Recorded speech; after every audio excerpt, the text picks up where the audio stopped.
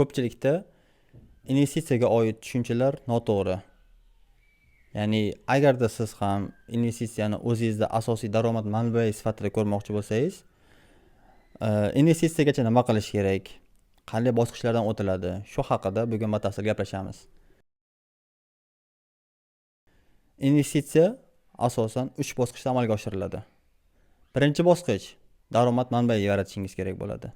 Ikkinchi bosqich sizga keladigan daromadlaringizni nazorat qilishingiz kerak bo'ladi. Qancha pul kirib kelyapti, qancha pul ishlatib yuboryapsiz. Uchinchi bosqichda esa undan keyingina investitsiya boshlashga to'g'ri keladi. Xo'sh, bunda birinchi bosqich haqida gapiradigan bo'lsak, ya'ni daromad manbai yaratish. Azizim, shoirona gaplarga kiyim qilib bo'lmaydi. Shoirona gaplarga osh pishmaydi. Pul topish yo'lini axtarish kerak. Pul. Hozirda juda ko'pchilik, ayniqsa yoshlarda to'g'ridan to'g'ri investitsiya boshlashga harakat qilishyapti. Ya'ni birinchi, ikkinchi bosqich qolib, birdaniga uchinchi bosqichga o'tib ketilyapti. Ya'ni daromad manbai yo'q, biror bir kasb, hunar o'rganmasdan turib, to'g'ridan to'g'ri investitsiyaga o'tish, undan daromad qilishga o'rganilyapti. Ya'ni bunga turli xil sabablar ham bor. Ya'ni juda ko'plab investing kurslari yoki boshqa narsalar noto'g'ri tushunchalar orqali buni normallashtirishyapti. Investitsiya qilishdan oldin ish, hunar yoki ma'lum bir miqyosda sizga daromad olib keladigan bilimingiz bo'lishi shart. Ya'ni avvalambor siz universitetda o'qiysizmi yoki qayerdadir o'qiysizmi, o'zingizda sohangiz bo'lishi kerak. Sizga pul kelib turadigan aniq joyi qilib qo'yishingiz shart bo'ladi. Va bu qanchalik ko'proq bo'lsa shunchalik yaxshi. Ya'ni oyiga 2-3 million topish bilan oyiga 10-15 million topgan odamni qilgan investitsiyasi orasida katta farq bo'ladi. Ya'ni siz 3-4 yilga yoki 5 yilga kechikishingiz mumkin investitsiya boshlashga, lekin sizda agar keladigan daromad ancha yaxshi bo'ladigan bo'lsa, siz investitsiyada ancha tezroq harakat qilasiz va ko'proq narsalarga erishishingiz mumkin. Aytganimdek, bizda ko'pchilikda yoshlarda birdaniga birinchi, ikkinchi bosqichni tashlab ketib, uchinchi bosqichga o'tiladi. Biroz yosh kattalarda esa, ya'ni o'zi daromad topadigan, qanaqadir ishi bor, sohasi bor odamlar esa birinchi bosqichda o'zida qolib ketishadi. Topgan daromadini iloji boricha ko'proq qilish va ikkinchi, uchinchi bosqichlarga o'ta olmasdan qolib ketishadi. Ya'ni 5 million topgan odam 10 million, 15 million, 20 million yoki yanada ko'proq narsalarga, ko'proq daromad olishga e'tibor qaratishadi va ikkinchi, uchinchi bosqich esa shunchaki chetda qolib ketadi. Ikkinchi bosqich bu 3 ta bosqich orasida eng qiyini. Sababi hozirgi kunga kelib pul ko'proq topishdan ko'ra pulni ushlab qolish ko'proq va ancha qiyinroq masalaga aylanib bormoqda. Bunga sabab hozirgi kunda ijtimoiy tarmoqlarda, ko'chada har qanaqa holatda biz reklamalarni ko'ramiz. Pulga sotib oladigan juda ko'p narsalar bizga reklama qilinadi. Qimmat telefonlar, qimmat kiyimlar yoki boshqa narsalar. Va bu narsalar shunchaki reklama qilinmaydi. Bu narsalar psixologiyamizga, bizni xohish, orzu, umid, istaklarimizga ulangan holatda amalga oshiriladi. Ya'ni hozirgi kunda sotib olishimiz uchun juda ko'p narsalar bor.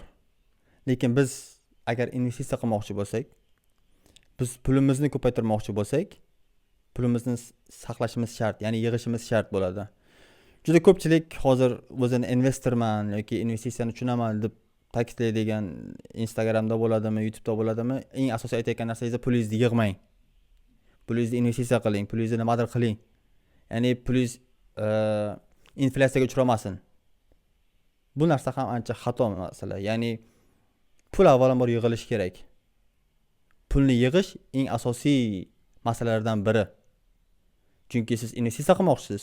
U investitsiya 100-200 dollar bilan boshlanadigan narsa emas. Chunki siz undan kattaroq foyda olmoqchisiz. Sizga har oy kelib turadigan kattaroq pul kerak. Pul yig'ish eng asosiy va qilinishi shart bo'lgan masala siz investitsiya boshlashingizdan oldin. Uchinchi bosqich bu investitsiyaga kirish. Hozirgi kunda investitsiyaning turlari ancha ko'p. Siz tillaga pul kiritishingiz mumkin. Ya'ni haqiqiy realniy metal tilla. Yoki ko'chmas mulk bo'lishi mumkin, biror bir biznesga sherik bo'lishingiz mumkin, aksiyalarga kiritishingiz mumkin. Masalan, shaxsan o'zim Amerika fond bozorida aksiyalar bilan savdo qilaman. Va boshqalar bo'lishi mumkin. Istalgan turdagi investitsiya qilishingiz mumkin. Va shu narsani tushunishingiz kerak bo'ladi. Investitsiya sizga 1 oyda, 2 oyda, 3 oyda daromad olib keladigan narsa emas. Va investitsiya deganda yoki biznes bo'ladimi, boshqa sizga pul olib keladigan narsa bo'ladimi, u har doim risk bilan keladi. Ya'ni investitsiyada foyda kafolatlangan bo'lmaydi. Qachon kafolatlangan bo'ladi? Sizga investitsiyada foyda juda kam bo'ladigan bo'lsa, ya'ni sizga keladigan foyda ancha kam bo'ladigan bo'lsa, bu o'ta xavfsiz investitsiya bo'ladi, lekin foydasi kam bo'ladi. Masalan, bankka pul qo'yadigan bo'lsangiz, sizga ancha kam foyda olib keladi, lekin kafolatlangan bo'ladi, riski bo'lmaydi. Agarda sizga kimdir mana bu investitsiya juda xavfsiz va juda katta foyda olish imkoniyati bor deydigan bo'lsa, bu noto'g'ri masala. Chunki katta foyda har doim kattaroq riski bilan keladi.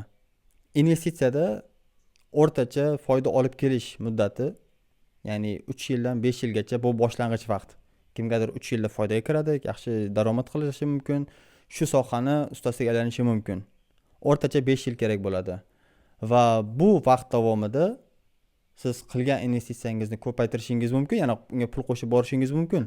Lekin undan pul olish bo'lmaydi. Ya'ni investitsiya boshladingizmi, siz 3 yilga, 5 yilga plan qilishingiz kerak bo'ladi. Shu pulga men umuman teginmayman. Agarda siz buni qila olmasangiz, investitsiya siz uchun emas. Investitsiya sizni ancha boy qilishi mumkin, sizda juda yaxshi daromadlar keltirishi mumkin. Lekin bunda sizga kerak bo'ladigan narsalar, eng asosiy narsalardan biri bu sabr. Investitsiya har kimni boy qila oladi. Lekin har kim ham 3 yil, 5 yil, 10 yil davomida sabr bilan kuta olmaydi. Sabr bilan pul yig'a olmaydi. Va kerakli bosqichlarni navbati bilan qila olmaydi, bajara olmaydi. Ya'ni agarda siz investitsiya qilmoqchi bo'lsangiz, pul topishingiz shart. Pul topyapsizmi? Uni saqlab qolishingiz shart, pul yig'ishingiz shart.